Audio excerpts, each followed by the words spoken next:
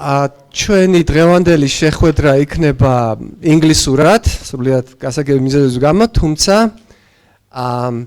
ბატონი ელჩი გამოირჩევა იმით, რომ სრულიად მოკლე ხანში ის გახდა ქართულის საკმაოდ სერიოზული მცოდნე. ეს არის ჩემი აზრით ძალიან მნიშვნელოვანი ჟესტი პატივისცემისა იმ ქვეყნის, რომელშიც ის მოღვაწეობს. მე გამოვტყდები, რომ ბატონ ჯასტინ მაკენზი სმითთან მაკავშირებს დიდი ხნის მეგობრობა იმ დროიდან ჯერ კიდევ, როდესაც საქართველოს ბედი წყდებოდა 2008 წელს ძალიან მნიშვნელოვან პროცესებში ბატონი ჯასტინი და მისი კოლეგები წარმოუდგენელი მხარდაჭერით დაგვიდგნენ გვერდზე და ამას მე პირადად ყოველთვის დავაფასებ და მემახსოვრება. Ambassador, welcome to the Rondelli Foundation. It's a great honor to host you. This meeting basically coincides with the 25th anniversary of the diplomatic relations between our two countries. I would like to invite you to reflect on this period and on the prospects. To our guest, I would just add that Ambassador Justin McKenzie Smith is a career diplomat with a long experience. He joined the Foreign Office in 1994 after being educated at the Edinburgh and Oxford universities. He has worked on various directions of the British foreign policy, both bilateral and multilateral.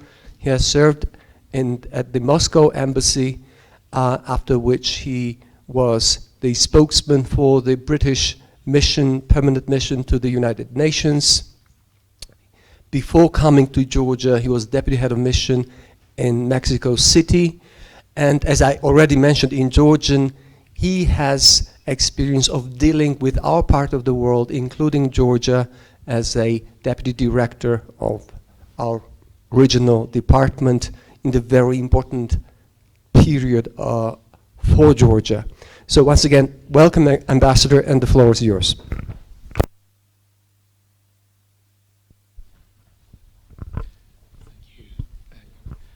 Quellas mugosanovic,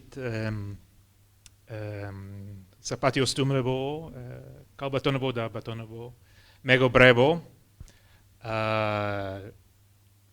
Ketli Ichos Chemi Pechi Amponchi, Mega Chlavar Justin McKenzie Smithy, Didi Britanetis Elchi Sakat Velushi. Achla Sotaram Inglesurat. Thank you, Ambassador Bedridze, Georgi, for that welcome. Thank you, members of the Rondelli Foundation for your invitation. I am truly honored to be here. The reputation of this foundation travels around the world. I had the good fortune to visit once before in 2009 when I accompanied at that time the British Minister for Europe, Baroness Glenys Kinnock, to Georgia.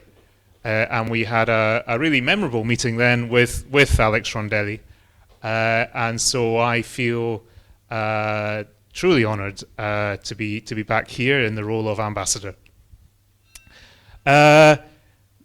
This evening, I'm going to sort of exercise my right to speak briefly, I think, and try and encourage questions. This is my first formal visit to the foundation. I hope it won't be my last. That's up to you. But on this first occasion, I'm keen to introduce myself, introduce the work of our embassy, and to hear from you as well, your views, your suggestions, your opinions, particularly on Britain and Georgia in 2017, and Britain and Georgia after, as Georgi said, 25 years of the restoration of our diplomatic relationship. So what I'll do, quite briefly, is I'll say a few words about myself. Georgi has already very generously introduced me. I'll then talk a little bit about Britain and Georgia. I'm going to preempt some of your questions, I think, by talking about Brexit. And then I'll finish. And Scotland. Leave that for questions, I think, Mamuka. I'll leave that for questions. And then I'll finish with just a few words exclusively about the UK, about Britain in 2017 and where we're going. But first, a very few words about myself. I just wanted to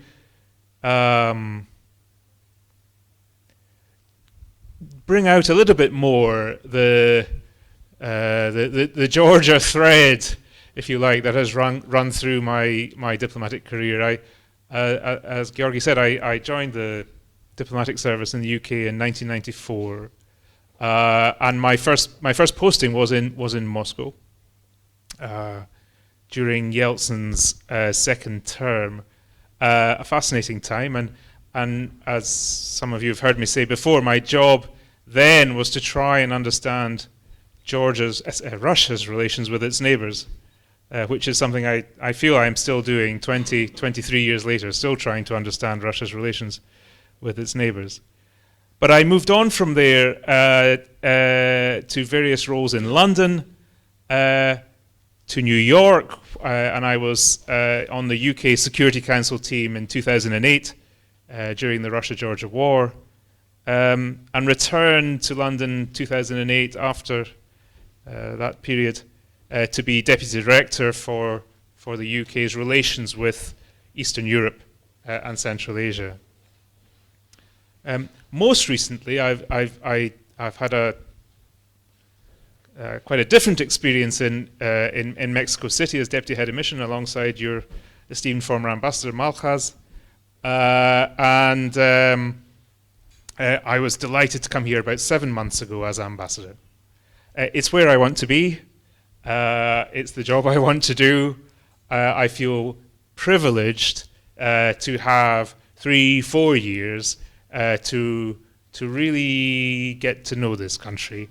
And to do what I can and what our embassy can do to move this quite special relationship between Georgia and Britain further down the road. So let me talk a little bit about Britain and Georgia.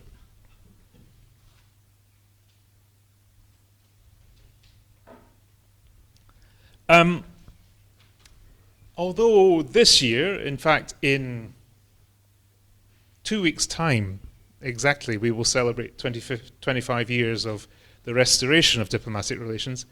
It is, of course, not a new relationship, and it's much older than 25 years. I mean, one of the things that fascinates me in my quieter time, my free time, is just trying to trace some of these connections between Georgia and Britain and see how far back you can go. And in some ways, I think it's a history that has not yet been written.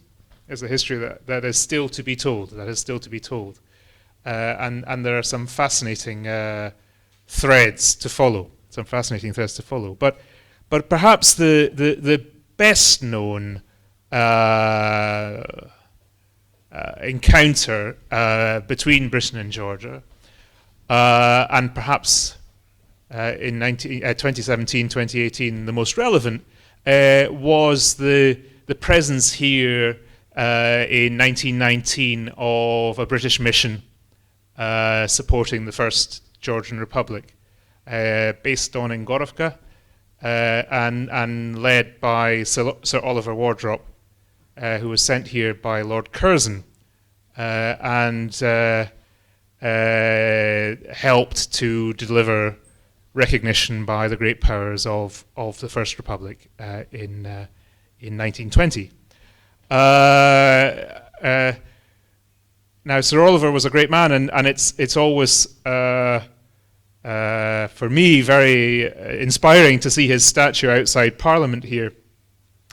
But let's not forget, he was almost overshadowed by his sister, by Marjorie Wardrop, who quite remarkably taught herself Georgian and was the first translator into English of Vepkis Kausani, which I'm told remains probably the finest translation into English of Night in the Panther's Skin. And so it's very appropriate that Oliver and Marjorie stand together, I think, outside Parliament, and the legacy they had, the friendships they had with Tsereteli, Chavchavadze, and others still resonates today. We all know that the lights went out in that relationship in 1921, and then the connections were much fewer and much rarer, but there were still connections. I like to think that the lights started gradually to come on again in the 60s and 70s with some of the cultural connections, some of the cultural tours to the UK by great exponents of Georgian culture, such as the Rustaveli Theatre, Sukashvili Dance Company, and others, who came to London, who came to the Edinburgh Festival, and they caused a sensation because British audiences had forgotten. They didn't know where these people were coming from. They didn't know where these people were coming from, but it was an important moment. It was an important moment. And then, of course, we head into the gradual disintegration of the Soviet Union. Margaret Thatcher's visit here in 1987, 30 years ago, to Tbilisi, a very short visit, but quite a memorable visit. And then the restoration of Georgian independence. And we re-established diplomatic relations on 27th of April, 1992. The first exchange of ambassadors took place a few years later, 1995, amongst whom are, of course, our dear friend Georgi. And on the British side, I am the number 8 British ambassador to serve in Georgia. That's the history, but it doesn't answer the question why. It doesn't answer the question why. Why do we have a British embassy in Georgia? Why did we take, I think, the very admirable decision, the right decision to invest in building a large new embassy in Khertsanisi? Why did we do that?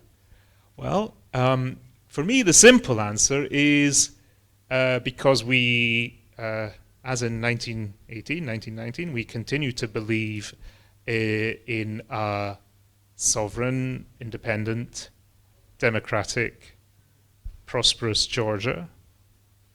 And linked to that, of course, is we believe that a sovereign, independent, democratic, prosperous Georgia is in Britain's interests in this region, but also internationally as well.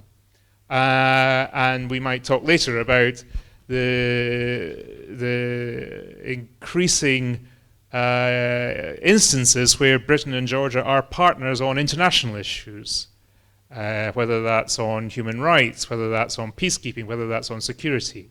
But Georgia is increasingly an important international partner, as well as regional partner for the UK. So that's why we're here. So what do we do? What do we do? Well, I won't go into huge amounts of detail. There's lots of people here who have worked with British embassies, British governments, and know very well the kind of activity we're involved in. But today I try to summarize it into 3 very broad headings, very broad. Stability, resilience, reform. Stability, resilience, reform. Now, let me give a few examples under each. I mean, under stability, as I said, we believe fundamentally in the territorial integrity and independence of sovereignty and independence of Georgia, and so we work to support those principles. We work to defend those principles. We are a major contributor to the European Union monitoring mission, have been since its inception, will continue to be in the future.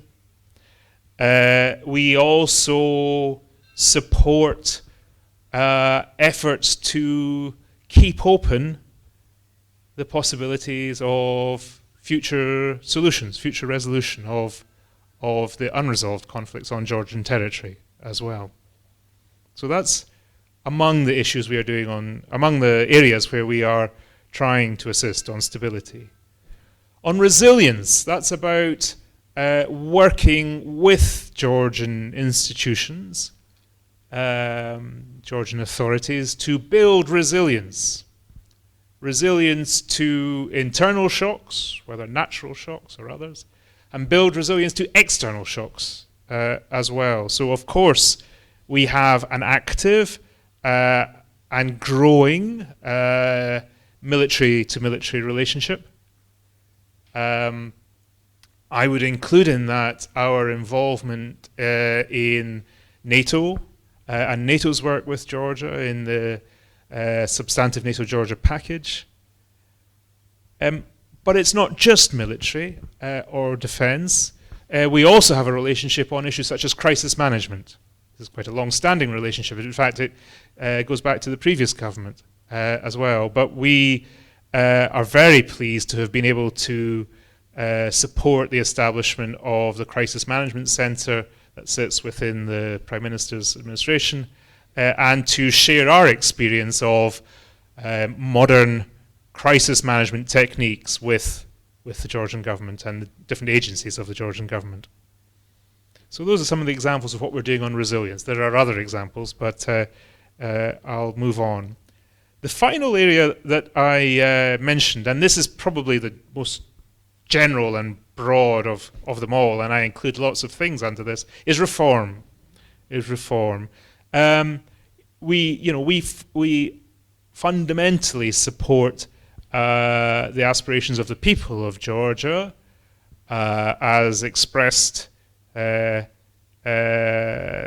several elections now and in multiple opinion polls as well, for closer integration with European and Euro-Atlantic institutions. Fundamentally support that. And we therefore are active supporters of the reform programs that previous Georgian governments and this Georgian government are pushing through in order to achieve those ambitions. Now, what does that include? That includes our quite substantial investment commitment to public administration reform, for example, in Georgia, working with the Georgian government and the United Nations on public administration reform to help to build a modern, effective, transparent, accountable, independent civil service, which our experience in the UK is that is essential, vital, a prerequisite to anything that you want to achieve. I would say that as a civil servant, but I believe it is true. We're also quite closely involved, maybe not so visibly, but quite closely involved in supporting development of strategic communications, the government's strategic communications efforts. Based on our experience, I think certainly in the last 10 years, much of which Georgi has witnessed in the UK and from here, is that communications is no longer optional. It's no longer an optional part of government. It's no longer an add-on. It is a central part of government in terms of transparency, accountability, and success of any kind of reform program. So we're working on strategic communications. And then we're also working to try and support the development of a strong, attractive business environment, investment environment in Georgia, based on our fundamental belief, which I think is, again, shared by Georgian government and Georgian governments in the past, and indeed by the Georgian people, that economic growth, investment, business development are fundamental to democratic development as well, and to the stability of that development.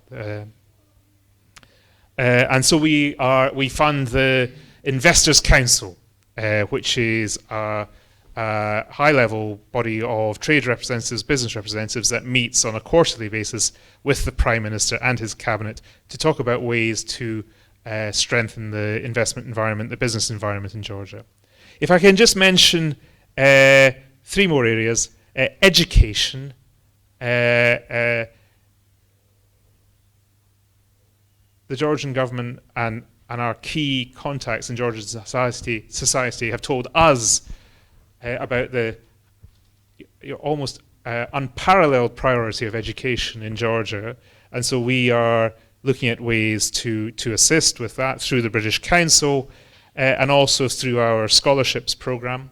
This morning I was taking part in our latest round of interviews for our Chevening scholars. We this year have 17 brilliant Georgian students studying for master's degrees in the UK. Next year, I hope we will have more, 25.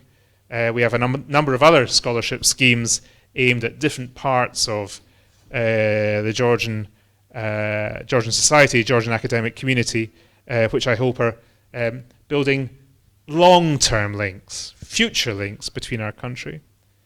And then I'm also delighted to see that in a way that I don't think my predecessors, certainly not in 1992, 1995, could have imagined, I'm also delighted to see people-to-people links are really starting to accelerate between the UK and Georgia, whether that's for tourism, whether that's for business, whether that's family connections, whether that's for rugby, or whether that's the arrival of 19 penguins from Bristol Zoo this week, now at Tbilisi Zoo. It's a sign, I think, of a relationship that has outgrown governments. We can do a certain amount. Diplomats, governments can do a certain amount to encourage this. But when a relationship really starts to take off, it's when it has its own momentum and its own energy. And I think 25 years on, we are reaching that stage. What comes next? Well, we have plans. We have a busy schedule of visits coming up. One I'm looking forward to in the summer is the Lord Mayor of the City of London, who is our global ambassador for business, basically, will come to Georgia. But we also have to define our relationship post-Brexit.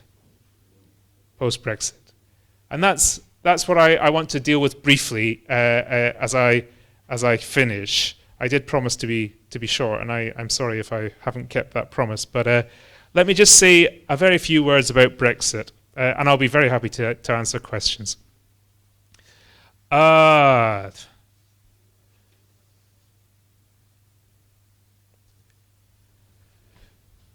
The British people voted on 23rd of June last year to leave the European Union in a referendum.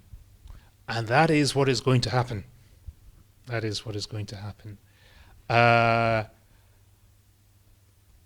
say that just to emphasize the point. There is still a lot of debate in the UK Parliament, in the UK media, in the international media, about whether this won't happen, whether this will happen, but it is going to happen. It is going to happen. And there are very important reasons why it should happen.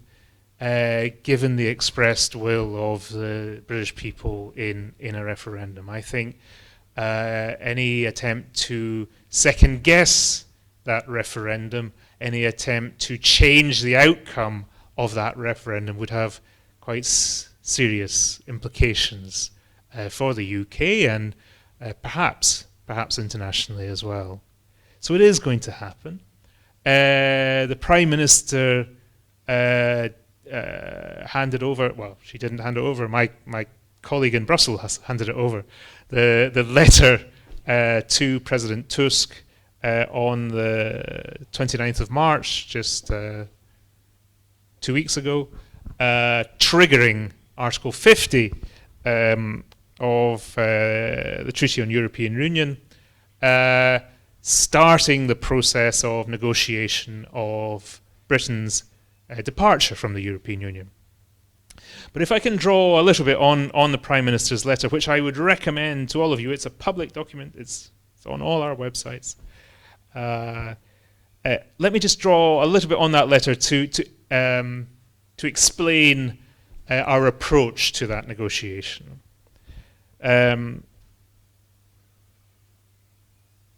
The British people's decision was not an attempt to do harm to the European Union or any of the remaining member states. In fact, on the contrary, the United Kingdom wants the European Union to succeed and to prosper. Instead, the British people's decision was a decision to restore, as we see it, our national self-determination. So we are leaving the European Union, but we are not leaving Europe. And we want Europe. And we as the UK want to remain committed partners and allies to our friends in the European Union and indeed across the European continent. A few words about what we want to achieve. We want to achieve a deep and special partnership as the European Union's closest friend and neighbour after we leave the European Union. We want to make sure Europe remains strong and prosperous and is capable of projecting its values, leading in the world, and defending itself from security threats.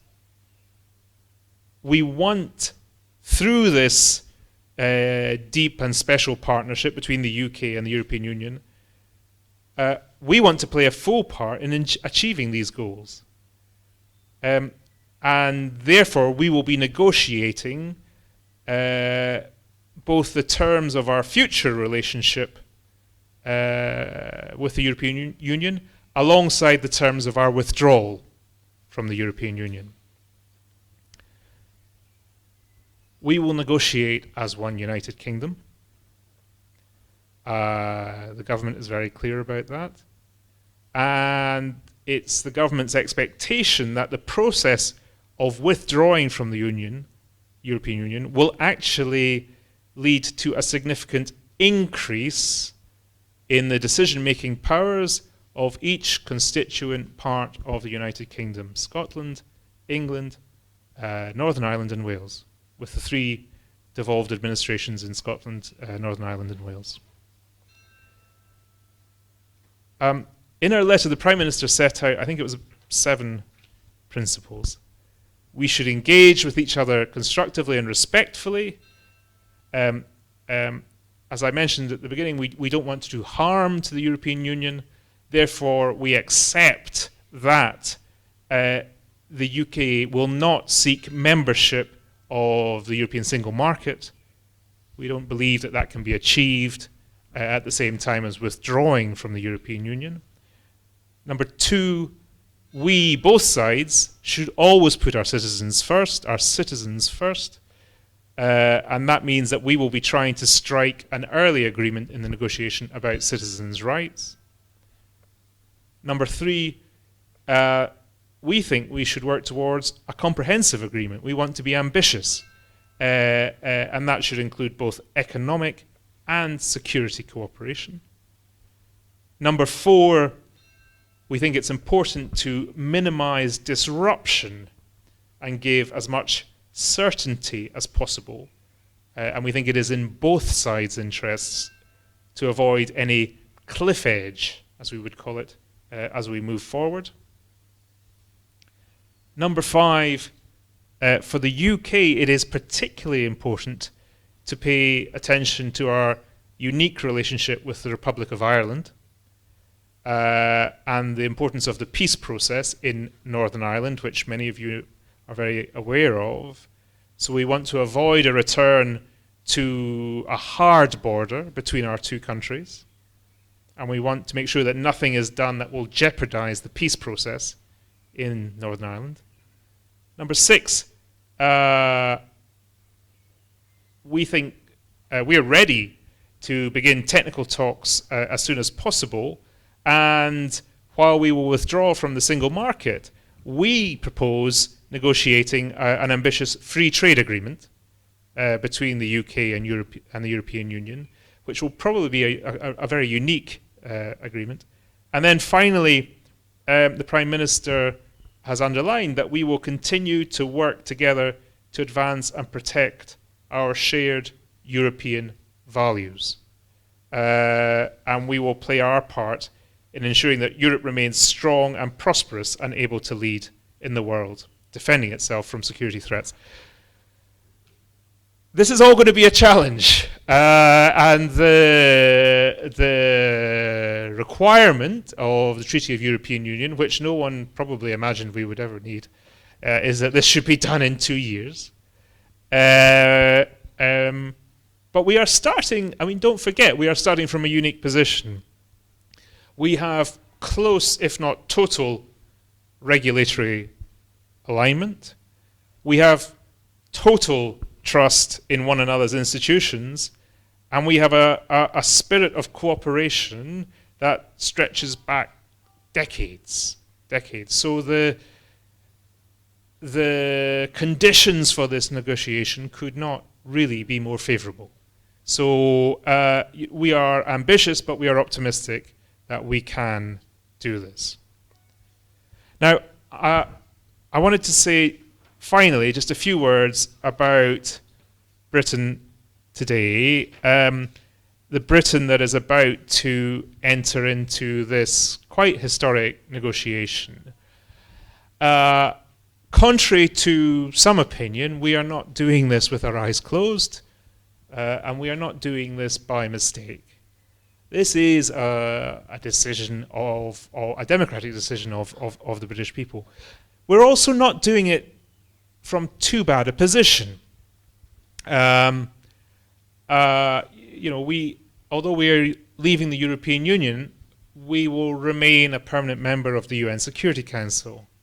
We will remain a leading member of NATO, the G7, the G20, and other international organizations. We are still the 6th largest economy in the world, the 2nd fastest growing last year. And like Georgia, we rank high up the index on ease of doing business. We're number 6 at the moment. Britain is open for business. We are very proud that we are the only major country at the moment which is simultaneously meeting the NATO target of spending 2% of our GDP on defense, and at the same time the United Nations target of spending 0.7% of our GNI on development. And that is a firm commitment. In fact, it's a commitment that is now part of our legislation. The current Foreign Secretary, Boris Johnson, likes to talk of Britain as a soft power superpower. A soft power superpower. It's not a bad phrase. It's not a bad phrase, because there's something in that. someone has come up with a statistic. I have no idea how they did this, but 1 in 7 world leaders and heads of state at the moment were educated in the UK. Perhaps more relevant at the moment, 5 of the top 10 international universities are in the UK. So when you look at our sort of soft power or cultural, educational resources, we are in credit. We're in pretty healthy condition to enter this historic negotiation. But there's no question at all that while our history and culture is profoundly internationalist, in future we have to be more active. We have to be more outward facing, more energetic on an international level than ever before. And that brings me back to Georgia. Because, in closing, perhaps the question I've been asked most often since I arrived in Georgia, apart from when are direct flights starting again, the question I have been asked most often is, what does Brexit mean for Georgia?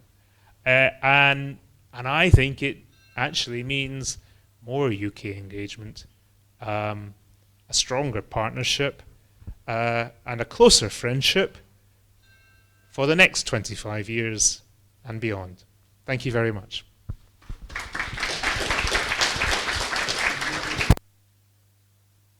Thank you, Ambassador, for the excellent overview of our bilateral relations and the British politics. Speaking of which, I had to confess that in this corner we have an island of young people who happen to be my students at Tbilisi State University. It's a class of comparative foreign policy of which Britain is a prominent part. And I tell them that Britain happens to be a great pragmatic empire throughout the history, whether within its vast borders of the early 20th century or today as a larger European state. And you were kind enough to mention some of the important episodes in our bilateral relations. You mentioned the revelation it was to the Brits when Rustaveli Theatre traveled to that, but there was another one which many English men and women actually are trying to forget. It's called Dinamo Tbilisi beating Liverpool 3-0 and West Ham United 4-1. And Georgi Kinkladze as yes. well. Well, that's another part, yes. They do remember Kinkladze, Kinky, with a huge fondness, because he was a kind of flash, a meteor, suddenly too short-lived. You mentioned the British soft power, and British education is one very important part of it. Well, actually, you have a secret weapon in one, at least, professor that I know. His name is Lord William Wallace, and to my knowledge, half of European civil servants are educated by him, and this opens so many doors to me personally, for instance, that you should cherish and treasure him as a national treasure. So now we're opening the floor for your questions. Let's try to be kind of concise, because we have a really huge number of people. Ambassador Gegeshidze will be the first. Thank you.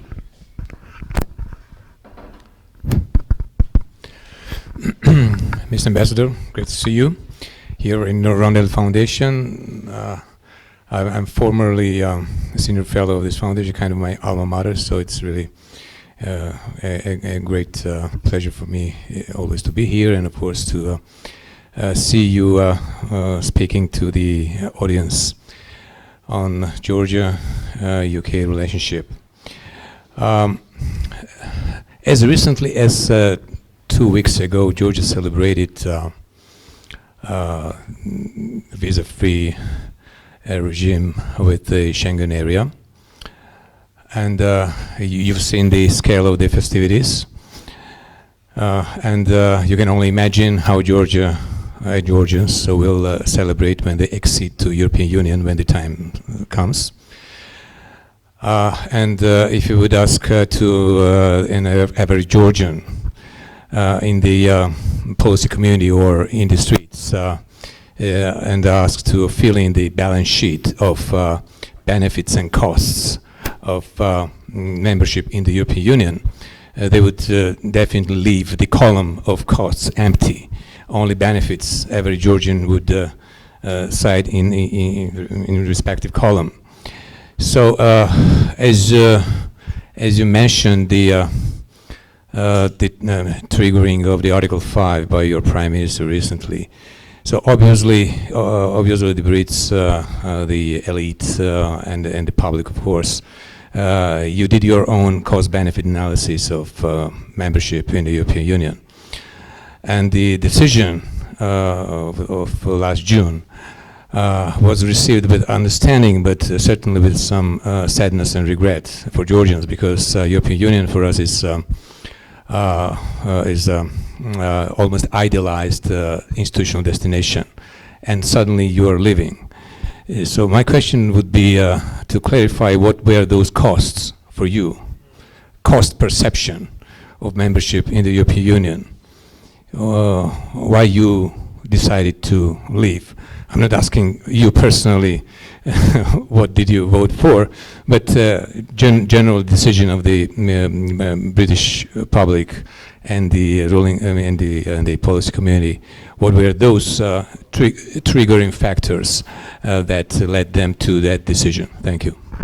Well, to complicate Ambassador's predicament, he's a proud Scotsman, and his country actually voted to stay. Yes, if I may, thank you, Ambassador, for your comprehensive overview. My question is also oriented towards future and this recent challenge, not only about the European Union, but Scottish referendum that is demanded the second time. How realistic you think it can happen?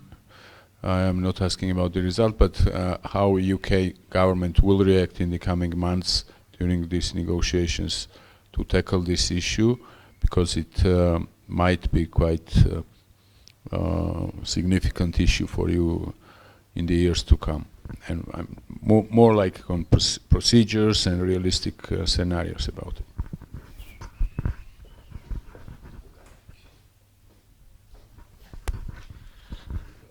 Thank you, Georgi Muchaidze, Executive Director of Atlantic Council.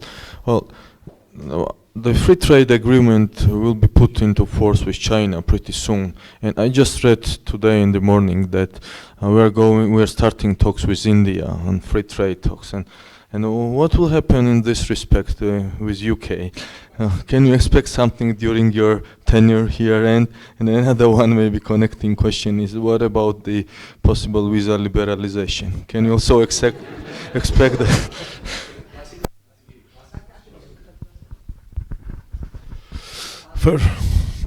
This question, and then we probably should start answering and take another round of questions. First of all, thank you very much, Your Excellency, for brilliant presentation.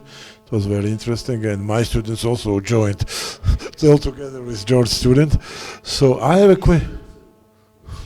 Oh, don't say about the dark pages of your biography. So, anyway, the point is that I am head of the Institute of American Studies at Tbilisi State University, and we established this institute almost 15 years ago and cooperated actively with the American Embassy, and thanks to this support, we have quite a interesting institute at Tbilisi State University. As far as I know, George works hard to establish Center of British Studies at Tbilisi State University, and he's very active in this case. And certainly my question isn't so strategic, but it's not less important for us. So, and what do you think about the creation of this Center of Tbilisi State University, and how do you plan to if you plan to cooperate with this, I suppose, brilliant idea? Thank you.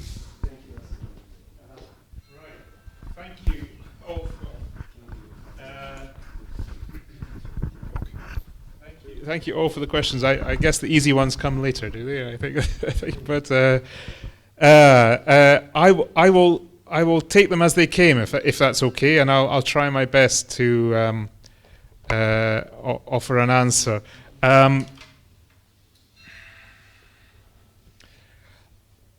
Ambassador, you, I am acutely aware. You will not be surprised. I am acutely aware that I am here as ambassador, representing a country that is heading in this direction, while I'm based in a country that is doing everything humanly possible to move in that direction. But I don't think those positions are incompatible. As I hope I conveyed in my remarks, British support for Georgia will remain rock solid in the period ahead, rock solid. And that includes Georgia's aspirations for EU membership. We understand and agree with the rationale of that decision. We understand and agree with the people of Georgia's, analysis and assessment of alternatives as well. So we will continue to offer both political support, but also practical support.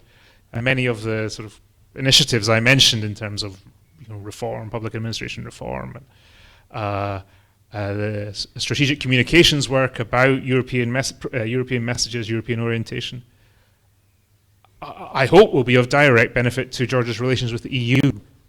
We will not remove ourselves from that strand of work, by no means. But what were the factors which drove the decision in the UK? Well, it is quite a difficult question. That is quite a difficult question. There's been lots of analysis of that, both formal and informal analysis. And I think we probably still have some way to go before we fully understand, deeply understand what drove this decision. But and it wasn't, you will remember, it wasn't the decision favoured by the government. The government campaigned, the Prime Minister, David Cameron at the time, strongly campaigned, as did all of the main opposition parties, to remain in the European Union. However, that message didn't resonate, didn't register with a majority of the population, and there were the arguments that I think were among the hardest to address were this desire to somehow take back control of legislative authority, of judicial process, of other aspects of decision making, which, rightly or wrongly, a majority of people felt in the UK we had ceded too much authority, too much responsibility to European Union structures, and they wanted to reclaim that. I think, sorry, that's quite a general response, but I think it's in that area that you will find the answer.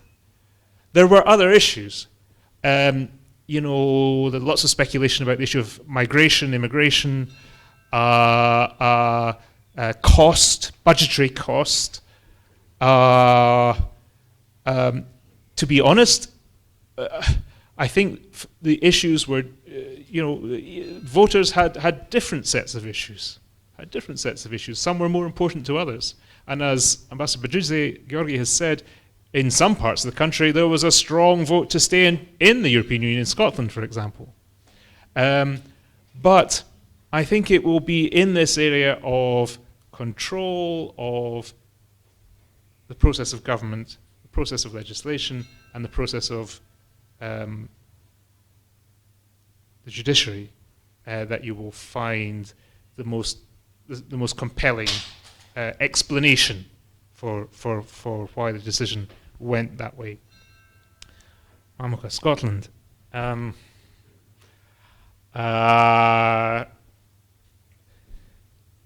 a second referendum happen? Yes. Clearly. The Scottish Parliament has legislated for that there should be a second referendum. As you all know, Westminster, the Prime Minister has said that she is prepared to consider that, but not at this time. And her argument, the government's argument, is that the people of Scotland should have the right to see what comes out of the Brexit negotiation first, before that second referendum takes place. That's the current position. Can it change? Possibly.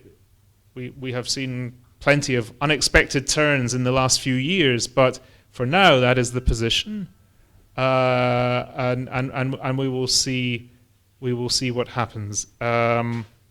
But as I said in my presentation, the Prime Minister has been very, very clear that her government, are negotiating on behalf of the whole of the UK, and the government is going out of its way to make that a reality in terms of consultation, participation, involvement of the devolved parliaments and administrations in the negotiating process. But this is a story that will run. This is a story that will run. Georgi, our friend from Atlantic Council, free trade agreements and visa liberalization. We need to work out what our future, what is the framework for our future trade relationship. We need to work it out.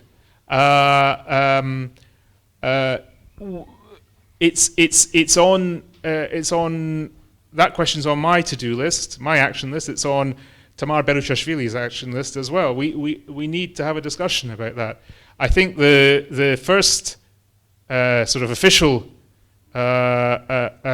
opportunity for a detailed discussion of that will be later this year, when we have the next round of our wardrop strategic dialogue in the UK this time. And clearly that's going to be an important agenda item. What the answer is, I'm sorry, at the moment I don't know, but the issue is very clearly there. We need a framework for our future trading relationship. Can I inject an idea? Sorry to cut you off. Absolutely. Actually, I've heard a discussion in Britain that some of the existing free trade agreements between the European Union and other countries, third parties, should not necessarily be renegotiated by UK, because it will take ages, but simply recognized by the UK government as the existing bilateral agreements. So could we hope in Georgia that the EU-Georgia free trade agreement will continue as the standing one? That is one option. You're right. That is one option, called transitioning, and we would transition the existing agreement into UK legislation. So that is one option. But as I say, the formal discussion has not yet taken place. But it's an issue we're conscious of. And I was just going to add, Georgi, because both governments have an aspiration to actually increase our trade. Our investment is not bad. As most of you know, BP had a very close relationship with Georgia for 21 years now. And the investment they are making in the Southern Corridor pipeline expansion project is with a view not to the next 2 years, 3 years, 4 years, the next 20 years. So they have a deep commitment to Georgia and to Georgia's stability and prosperity.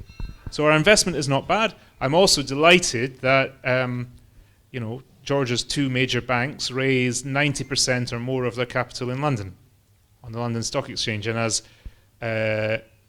both Irakli Gilauri and Mamouka Khaftarazi like to remind me, they are British PLCs.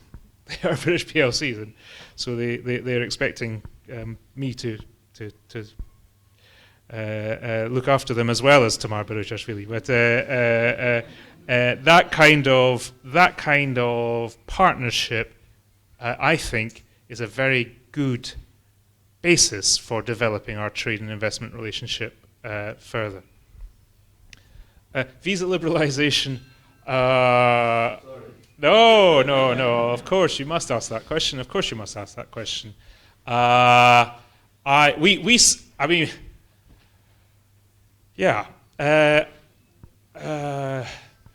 I don't see any major changes in British immigration policy soon, given the political debate in the UK that I've already referred to in the context of Brexit. What I can say is that this embassy, British Embassy Tbilisi, we are doing everything we can to make the process of getting a visa for the UK more streamlined, more accessible, clearer, more straightforward, basically. And I can be quite honest that I don't think we've done that well on that in recent years, and I think we can do better. So for the first time, I'm delighted, we've actually started putting out visa information in Georgian. For example, we posted something on Facebook in Georgian, and it was quite cathartic. It brought out many comments, and that's important because we need to know that, and we need to think about that, and we need to act on it. So I can't promise major changes, but I would like to have as efficient and effective a visa arrangement as possible. And then finally, Tbilisi State University, Vasco, and do I support a Centre for British Studies? Yes, absolutely. I would be delighted to support that initiative. I'm very open to discuss how we can help and cooperate. I mean, I know there are existing links between universities already. Most famously, of course, with Oxford and its outstanding wardrop. This name keeps coming up again and again, with the wardrop collection of Georgian manuscripts and other materials in the Bodleian Library, but also with other universities as well. I see it as one of my priorities to do what I can, what the embassy can, to support more of those kinds of connections. Again, because they are not short-term, they are long-term. Before I invite Georgi Rukhadze to ask a question, I will inject a comment. Actually, on the education and visas, the representative of the Erasmus program in Georgia had to leave. She has a meeting with the rector of the Tbilisi State University, but she would probably mention that they had a nightmare of getting a visa for one of their scholarship winners, the UK visa. And I don't know whether the embassy is aware, but there is another very important link between the Georgian manuscripts in Britain and Georgian institutions. It's the agreement signed when I was there between the British Library and the Georgian Manuscripts Institute, which is a hugely important cooperation. It's about digitizing and exchanging materials. So, Georgi Rukhadze, please. This is Georgi Rukhadze, one of the founders of GSEC, which is a newly established think tank busy research and analysis of important national and international strategic issues. As I see, most of the short-term policy questions were exhausted. I'll move to medium-term and long-term political questions. I have a kind of double-barreled question, or two scenarios. Do you expect United Kingdom in the next, let's say, 5 to 10 years to collapse? Well, what makes me say this, it sounds terrible, I understand, but what Mamouka mentioned about Scotland Scotland, you know, yes. After termination of your term. If Scotland basically decides to hold a new referendum and then leaving the UK, you mentioned basically that the Brexit is didn't happen because the British people want to hurt EU. But if this is the scenario that the Scotland leaves, and then it could basically trigger some of the processes in Northern Ireland, something to do with the peace process, or the similar things might continue in Wales and Northern Ireland, in the European Union as well, Spain, France, it could hurt, I believe. And if the scenario goes like that, do you anticipate that there can be a danger to United Kingdom as a state? And the second question is that if things don't really move this way, and you mentioned that Georgia expect United Kingdom as an active partner and an active player in the region, how outward-looking, well, it has always been outward-looking foreign policy that the United Kingdom had and advocated, as in the 20th century, in the late 20th century, it kind of turned into more inward-looking. And as United Kingdom will not be part of the EU anymore, how outward-looking a foreign policy you anticipate? And do you see United Kingdom on the list of the world kind of players in the foreign policy? Let's say now, if you look at the list, United States and European Union and Russia and China, and so do you see United Kingdom independently on that list, like top 5, players? Right. Thank you. Question for the lady in the third row over there. And can I ask you, please, to just be more concise, because there's a huge demand for questions. Thank you, Mr. Ambassador, for your visit. As a part of the GFSIS cohort network, I would also like to thank you for your visit and remarkable presentation. I'm really at the part of GFSIS National Security and Public Policy course that was in 2015, and I would try to be somehow extraordinary, not to ask question about Brexit and visa liberalization, but something different. You have mentioned, but you have highlighted the strategic communications as a part of the UK strategy in Georgia. So my question would be rather specific. It is about the NATO and the UK as a member state of the NATO.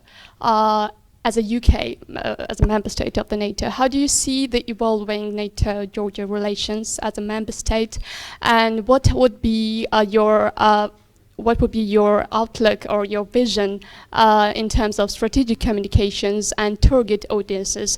What are the major focus groups in Georgia in perhaps 10 or 15 years' time to somehow gain the attention of this of you as a targeting country? And also considering that Georgia is located in a strategically vulnerable region and the different threats that are coming not only from the north but somewhere from other directions too. Considering all these perspectives, what would be your, could you elaborate more on the strategic communication concept in Georgia? Thank you. Georgi Targamadze, please. And now I must insist on shorter questions, please. Georgi Targamadze. I'm also represent GSEC as Georgi. I have to say honestly that we are very pleased that we are listening the Georgian words with the Georgian pronouns from you as the ambassador. We remember very well the time when the Russian ambassador in Georgia, ethnically Georgian, was prohibited from the Moscow to talk in a Georgian language with Georgian population. So that's a very good choice to establish the good strategic communication with Georgian population society. And my question is in almost same context, but in opposite side. If you were Georgian, how you would sell Georgia to the Western world?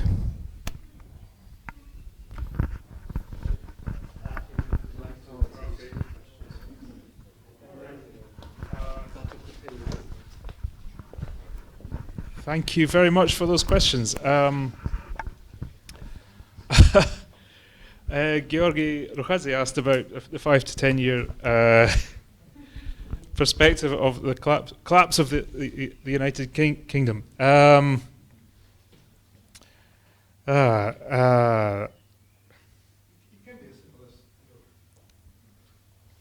It could be, but and politically, that's probably what I should say. But I'm a diplomat, so I always hedge my bets. I'm always quite cautious about saying yes or no to something, particularly in the experience of the last 5 years. 5 years ago, if we had sat in this room and said, would Britain be leaving the European Union and would Donald Trump be president? I think we'd have all said, no. We'd have all said no. But here we are. So I can, of course, I can see scenarios where there is a further surge of support for example, Scottish independence. I don't see that, I don't see that happening in Wales to the same extent. But I think Scotland is the issue is there. The referendum that took place in 2014, the result was close. It was 45%, 55%, and that doesn't sound that close, but when you consider that for the last 30 years, the independence vote had never got over about 27%, to go from 27% to 45% is a surge. And the thing about surges is that they can continue. So I of course it is a possibility, but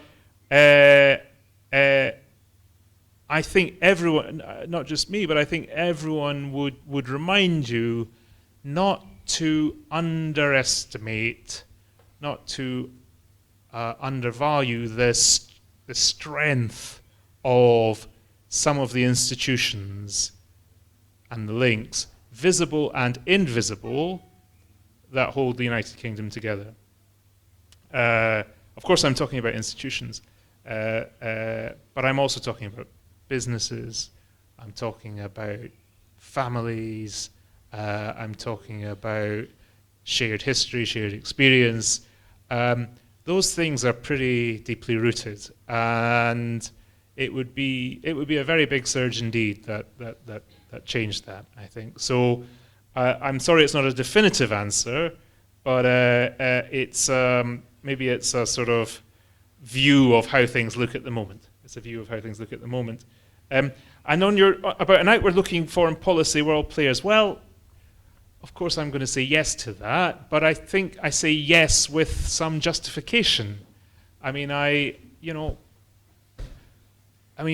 was it that tabled the resolution on Syria in the United Nations Security Council yesterday that was vetoed by Russia? It was the British ambassador. Who is it that spearheading the forward deployment to Estonia as part of the NATO enhancement of its eastern presence? It's the UK. Who, if I think this is equally important, who is coordinating the response to the famine in South Sudan? It's the UK at the moment. So I am not blowing our trumpet. I am just trying to give evidence that even after Brexit, we still feel an obligation, a commitment to play an active role on the international stage. And while we are leaving the EU, I say again, we are not leaving NATO, we are not leaving the United Nations Security Council, G7, G20, the Commonwealth, and various other organizations. So whether we're in the top 5, I have no idea. That's up to you to judge. But we will still be an active player. I've touched on that NATO slightly in that response, and I mean,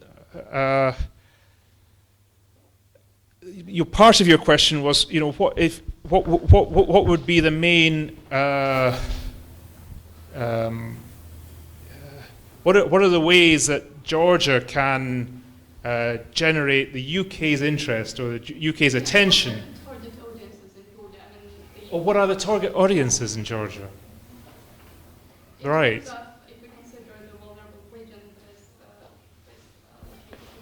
Yeah. Yeah. I mean, target audiences in Georgia. I mean, we're fairly broad in the audiences we speak to. We try to speak to.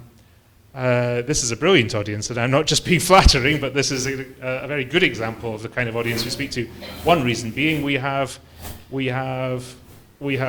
established international experts, former officials, former ambassadors, but we also have students, younger generation present. So we try to be fairly comprehensive in the audiences we reach in Georgia. We try to be innovative in the way we reach audiences. Sorry, is that me? We try to be innovative to keep our message interesting. We think quite a lot about social media. Shall I try it without?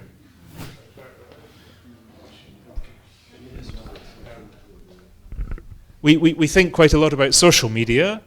And I think my final observation would be we also try to think outside of Tbilisi as well. One of the first things that one of my team members in the embassy said to me, a Georgian team member said to me, was, "Welcome, Mr. Ambassador.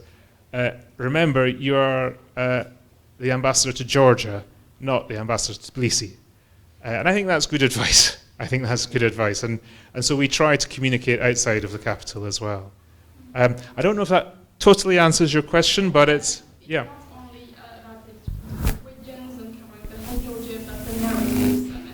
Oh, the narratives, yeah. Well, the narratives,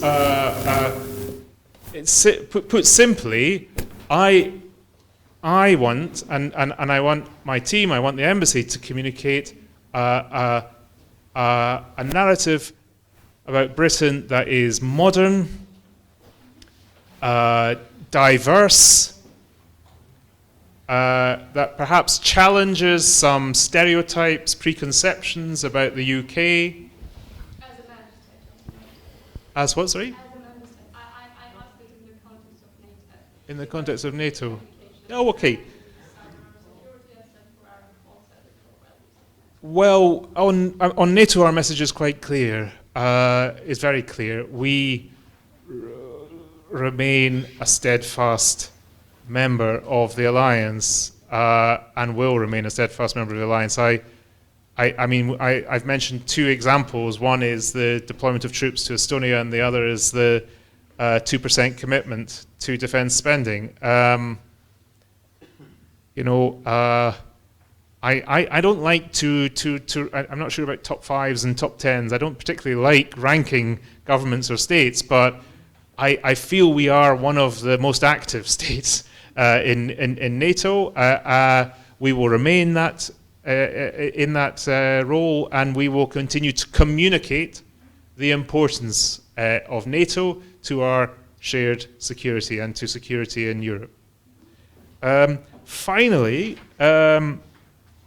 if I was Georgian, how would I sell Georgia to the world? Well, Georgi, to be honest, I would probably I would do a lot of what Georgia is doing already. And it is really encouraging to see the way that Georgia's profile is rising internationally in the British press, the British media, as well as the international media. Hardly a week goes by without some pretty positive coverage of Georgia. More and more visitors are coming to Georgia, including from the UK and other parts of Western Europe. So Georgia is doing a lot of things right. But I wonder if there's also an opportunity to get across a message about young Georgia as well as traditional Georgia, a message about young Georgia and about the amazing talent and potential that there is among young Georgians. And this openness to innovation, this openness to connections with the outside world. And some of the young Georgians I was interviewing this morning for Chevening scholarships are very good examples of that. So yes, play to your strengths, but also try to surprise people as well, which is what we are trying to do in the UK. Ambassador has been extremely generous with his time, so we are getting late. I have seen two questions. One is Batu Kuteli and the gentleman in the back, and okay, the third one here. So if we can make it as brief as possible, I would appreciate it. Thank you, Ambassador, for an excellent overview and also some very optimistic view of the future engagement or increased engagement of UK in the regional policies and particularly with Georgia. So it seems that EU membership was a bit impediment for you to be more active in the foreign policy, but that's a good sign from our standpoint. So keeping on the Georgi's question about the potential free trade agreement, if we have to characterize, we have three major problems in this country, as you well know. That's security, prosperity, and education. So how you would see UK's role in terms of bringing a more strategic economic interest in the region? Having a big multinational UK-led corporations in the region. Well, in the past century, it was the oil that brought the British Petroleum and the oil business. Now it's a technology age. So do you see any opportunity? Because I think that's the shortest way to solve the prosperity problem in the in Georgia particularly, but in the region as well. Thank you.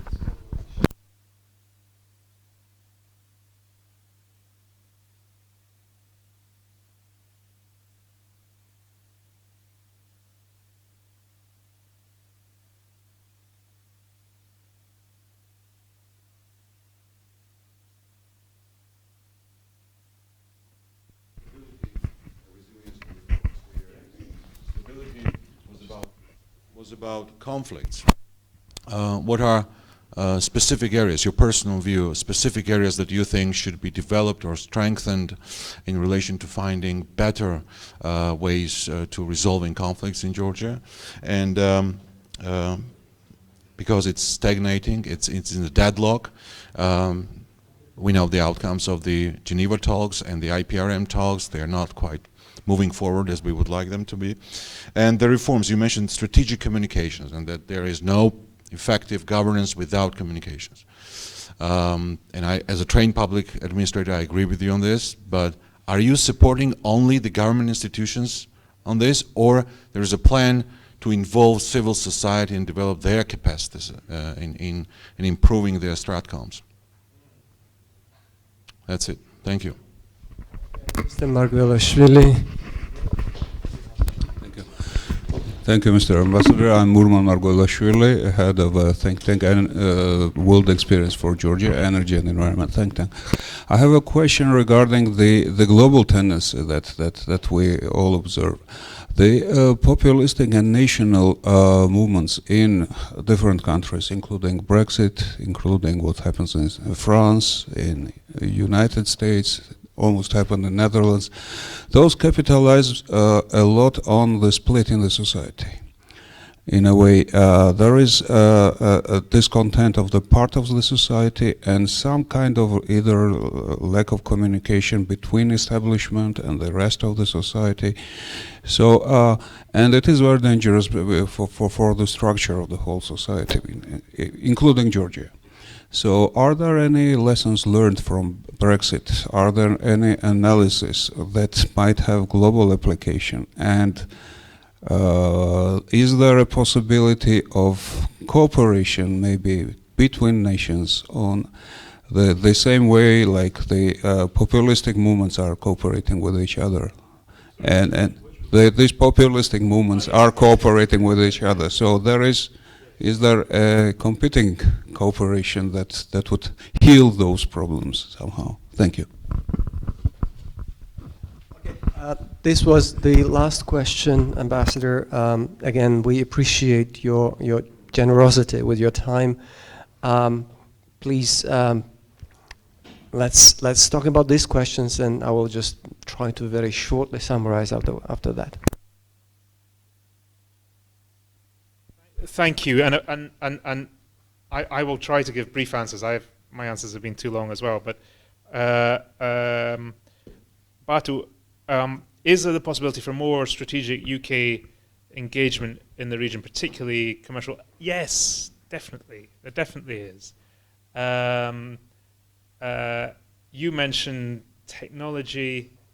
I would link to that services, financial, legal, professional services. I mention that because I genuinely do think the experience of people like TBC and Bank of Georgia is a platform for developing cooperation in that sector. Not just banking, I mean, but the wider financial and professional services sector. So I can see possibilities there. And to get to that point, that's why we are committed to supporting efforts to, improve the investment environment, strengthen the investment environment in Georgia, and we will continue to focus on that particular area, amongst others. So yes, I see the possibility. Will it happen soon? I don't know, but we are committed to working towards that. Certainly. Becca from IWPR, nice to hear you. Obviously, the question of the conflicts would, in itself, merits a completely separate meeting all of its own. So please don't interpret my brief answer as any lack of attention to the significance of this issue. As I said in my presentation, we are foursquare, 100% behind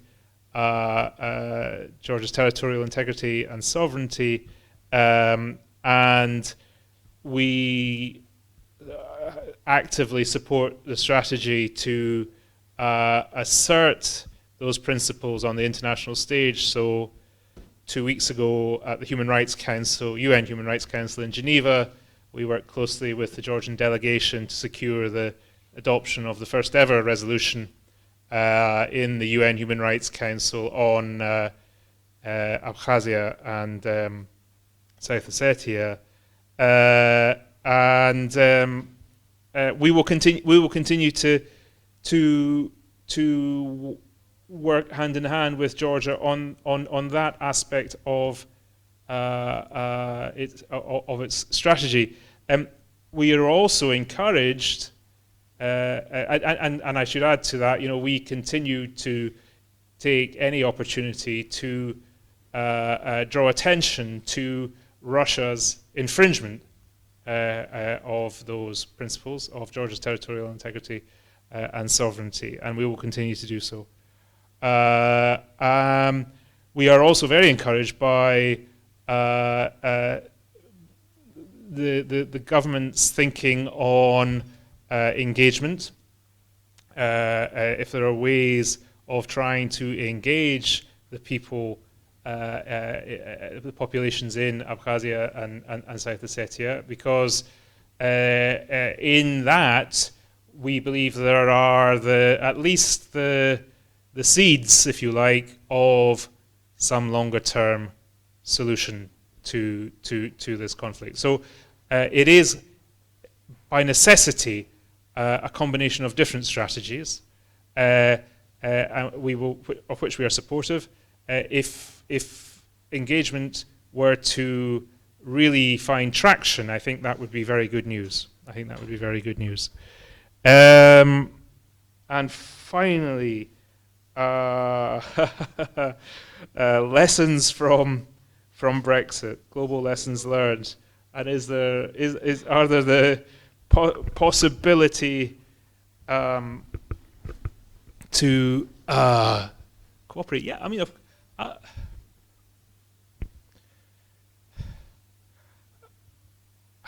I think we're to be honest, I think we are still, as a society, we are still learning the lessons. I said this earlier to Ambassador Gagashidze. We are still learning the lessons, and our political system is still in a bit of disarray as a result of Brexit, and we are still finding disconnects. I think you used that word as well, between political parties and their traditional constituencies. So I think it's not over in the UK. I think there will probably be a further realignment, reorientation of political forces in the UK to try and close some of those gaps between the political system and the electorate. And the electorate is not over. It's definitely not over.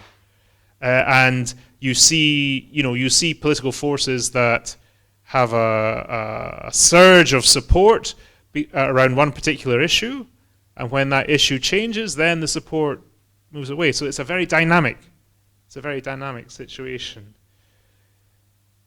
But if you redefine your question slightly as a question about values, the importance of democracy, the importance of liberal values in our society, then 100% there is the possibility and the need for cooperation, I think, between our societies. And it's quite a nice question to finish on, I think, because it brings me back to Britain's relationship with Georgia. Yes, it's based on strategic interest, and yes, it's based on security and defense and geography. I think it's strategic. You mentioned the geostrategic location, but fundamentally, it's based on values. It's based on values, and we recognize in Georgia a society that shares our values, and as a society that shares our values, we are friends and partners. Thank you very much. Before we thank Ambassador, I feel compelled to make 3 Twitter-styled comments. First of all, Dr. Margvelashvili just guessed the headline of my latest paper that will be published in a couple of days. I hope it's called "Brexit: A Catalyst for Populism or Warning?" Or warning. This one. Second, let's treat the future, the forthcoming, possibly coming Scottish referendum in a historic context. Yes, sadly, and I would be very sad to see changes to the current arrangement within the United Kingdom, but if we took a kind of long historic look, only 100 years ago, actually just after the Second World War, Britain happened to be the world's largest empire. And with its dissolution, not collapse necessarily, Britain did not collapse. Britain actually spent the last 70 years on becoming one of the world's most affluent, greatest European nation. So there might be some changes. This will not necessarily destroy this great country, and the peoples of Scotland, England, Wales, and Northern Ireland are so much intertwined. Regardless of the new arrangement, I am deeply convinced this will continue to be a great country, or combination of great countries. UK outside the European Union, I am not known for being very sympathetic for Brexit, but there are many possible positive sides. for Georgia, including, for instance, I know how the EU statements on Georgia or policy positions have been prepared, and it was usually based on the lowest common denominator. And Britain, which we will miss in the European Union as a staunch supporter of Georgia, well, will have greater freedom of expressing its support for Georgia within the framework where Britain stays as the permanent representative, permanent member of the Security Council and NATO, etc., etc., etc. So there might be some very important advantages for Georgia, not least the strategic vision which has been mentioned here, which European Union desperately lacks, and understanding the geopolitics, which sadly has returned. No one wants to think in geopolitical terms in Europe, but geopolitics is back. And Britain, I think, is one great nation which has the capacity of thinking in geopolitical terms and geoeconomic terms, which is, this is to your question, how you would sell Georgia. This is why Georgia matters. It has huge geopolitical and geoeconomic value if you look at it properly. I think Europe understands this more poorly than Russia does. So I hope that Britain post Brexit will become even greater partner for Georgia, which it has traditionally been regardless of its membership in the European Union. Now with that, let us thank, appreciate and put our hands together to our great guest.